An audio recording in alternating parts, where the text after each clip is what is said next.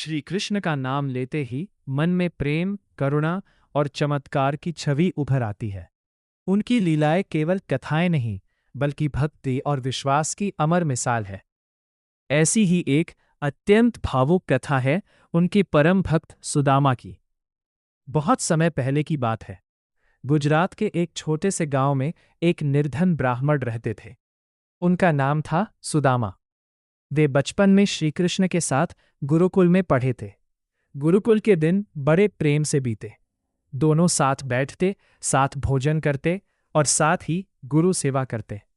समय बीतता गया, श्री कृष्ण बने द्वारका के राजा और सुदामा रह गए एक गरीब ब्राह्मण। सुदामा की स्थिति अत्यंत दयनीय थी। घर में खाने तक के लाले पड़ते थे। उनकी पत्नी ने एक दिन विनम्रता से कहा, आप द्वारका जाकर अपने मित्र श्री कृष्ण से मिलाइए।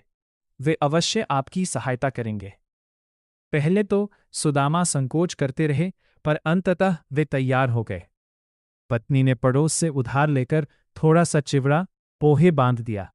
वही श्रीकृष्ण का प्रिय भोजन था। सुदामा नंगे पांव लंबी यात्रा कर द्वारका पहुंचे। वहां का वैभव देखकर वे चकित रह गए। स्वर्ण महल, सुंदर राजमहल, चारों ओर रौनक ही रौनक।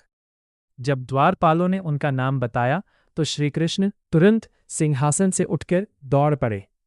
उन्होंने सुदामा को गले से लगा लिया। महल में उपस्थित सभी लोग आश्चर्यचकित रह गए। द्वारका के महाराज एक गरीब ब्राह्मण को इतने प्रेम से गले लगा रहे थे। श्रीकृष्ण ने स्वयं उनके चरण धोए, उन्हें आसन पर बैठाया। फिर मुस्कुराकर बोले, मित्र, मेरे लिए क्या लाए हो?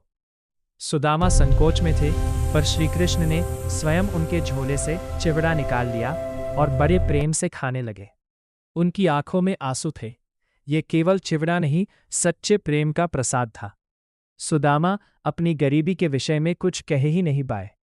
वे अगले दिन चुपचाप लौट गए।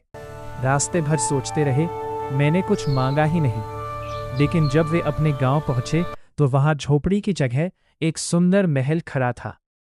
उनकी पत्नी सुंदर वस्त्रों में थी। चारों ओर समृद्धि थी। सुदामा समझ गए, ये सब श्री कृष्ण की कृपा है। उन्होंने बिना मांगे ही सब कुछ दे दिया। ये कथा हमें सिखाती है कि सच्ची भक्ति में स्वार्थ नहीं होता। श्री कृष्ण धन या वस्तु नहीं देखते, वे प्रेम और भावना देखते हैं। जो भक्त सच्चे मन से उन्हें याद करता है, उसकी झोली कभी खाली नहीं रहती।